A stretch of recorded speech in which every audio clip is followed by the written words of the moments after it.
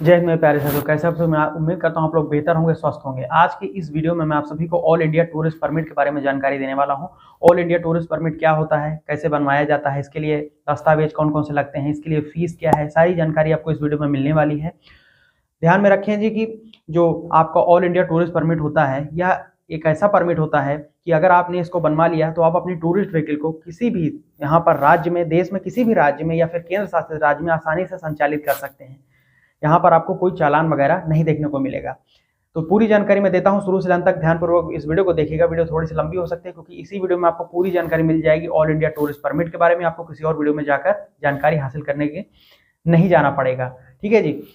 नए हो तो चैनल को सब्सक्राइब करके बेल आइकन ऑन कर लीजिएगा। वीडियो को ज़्यादातर में लाइक करके शेयर कर दीजिएगा, सभी लोगों की हेल्प हो जाए।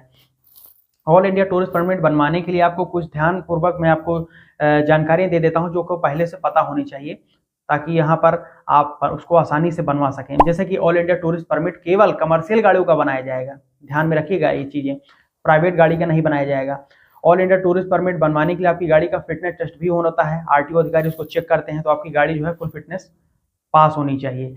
तीसरा चीज़ ये है कि ऑल इंडिया टूरिस्ट परमिट आप बनवाना चाहते हैं तो आपको अपनी गाड़ी पर एक स्टिकर लगाना पड़ेगा, ताकि वो शो करे कि आपकी गाड़ी ऑल इंडिया टूरिस्ट परमिट आपका गाड़ी का मिला हुआ है। ऑल इंडिया टूरिस्ट परमिट बहुत ही ज़्यादा यहाँ पर एक आप बोल सकते हैं कि इम्पोर्टेंट परमिट होता है, क्योंकि ये परमिट का ही भाग होता है। परमिट में जैसे कि ऑल इंडिया परमिट आता है, उसके बाद में स्टेट परमिट आता है और तीसरा यहाँ पर ऑल इंडिया टूरिस्ट परमिट होता है। अब आपने स्टेट परमिट बनवा लिया और ऑल इंडिया टूरिस्ट परमिट नहीं बनवाया तो आपका चालान भी कट सकता है, दूसरे राज्य में जाने पर गाड़ी इंपाउंड भी हो सकती है इन सम केसेस। अब चलिए जी, इसको आपको मैं कुछ प्रोसेस बता देता हूँ कि कैसे आपको आवेदन करना है, कहाँ पे इसका अप्लाई करना है, वो चीज़ें आप जान लेते हैं।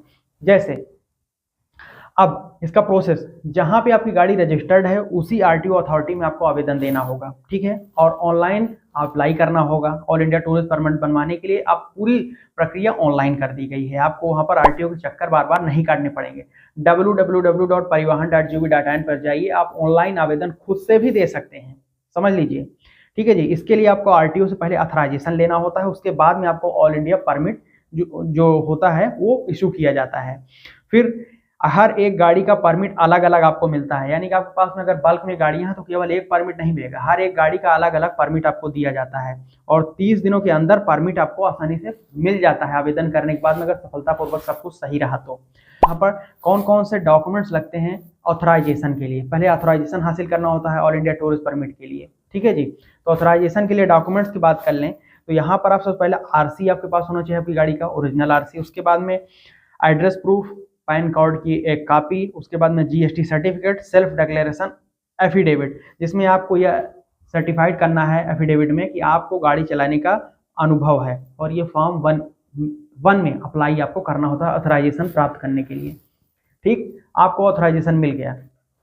अब यहाँ पर डॉक्यूमेंट्स की बात कर लेते हैं कि ऑल इंडिया जो टूरिस्ट परमिट आपको दिया जाता है उसके लिए कौन कौन से दस्तावेज चाहिए।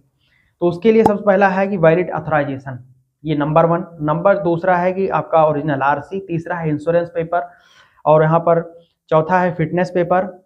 यहाँ पर नेक्स्ट है आपका पोल्यूशन अंडर कंट्रोल सर्टिफिकेट, और बाद में सेल्फ डिक्लेरेशन एफिडेविट। इसको फॉर्म 1A में आपको आवेदन देना होता है ऑल इंडिया टूरिस्ट परमिट हासिल करने के लिए। तो ये सारे दस्तावेज हो गए हैं, आपको स्क्रीन पर यहाँ पर देखने को मिल रहे हैं। ठीक है। अब बात कर लेते हैं कि यहाँ पर इसकी फीस क्या है। ऑल इंडिया टूरिस्ट परमिट आप बनवाना चाहते हैं तो इसकी फीस आपको कितनी देनी पड़े निर्धारित होती है। सबसे पहले बात करते हैं 9 सीट की, यानी कि अगर आपकी गाड़ी 9 सीट के अंडर है, उसके कम है, तो आपको 500 रुपये अथराइजेशन फीस है। उसके बाद में यहाँ पर एसी अगर आपकी गाड़ी है तो 25,000 रुपये, नॉन एसी है तो 15,000 रुपये। ठीक है। और अगर आपकी सीटिंग कैपेसिटी गाड़ी की 10 से लेकर 22 है तो यहाँ पर आपको 750 रुपये अथराइजेशन फीस है। उसके बाद में नॉन एसी गाड़ी है तो 50,000 और एसी गाड़ी है तो 75,000 रुपये। ठीक है। उसके बाद में अगर आपकी गाड़ी जो है 30 से 23 सीट से एबव है, यानी कि 23 सीट से प्लस है आपकी गाड़ी, उसका आप वैलिड एआईटीपी चाहते हैं, तो यहाँ पर आपको 1,000 रुपये अथराइजेशन फीस, और वहाँ पर नॉन एसी गाड़ी इसके लिए 2 लाख, और फॉर एसी गाड़ी इसके लिए 3 लाख रुपए वहाँ पर देना पड़ता है आपको ऑल इंडिया टूरिस्ट परमिट हासिल करने के लिए। समझ रहे हैं आप, इतनी फीस आपको चुकानी पड़ती है। अब ये जान लेते हैं कि आप आवेदन कर दिया तो ये आपके लिए कितने दिनों के लिए वैध होगा। तो ध्यानपूर्वक समझ लीजिए कि जो OEITP आपको इशू किया जाएगा केवल 1 साल के लिए वैलिड होगा। 1 साल के बाद में आपको फिर से रिन्यूअल करवाना पड़ेगा। ये फीस केवल 1 साल की है। ठीक, आप चाहें तो मैक्सिमम 5 सालों के लिए भी ले सकते हैं और मिनिमम क्वार्टरली भी आप ले सकते हैं, यानी कि 3-3 महीने के लिए, ठीक है।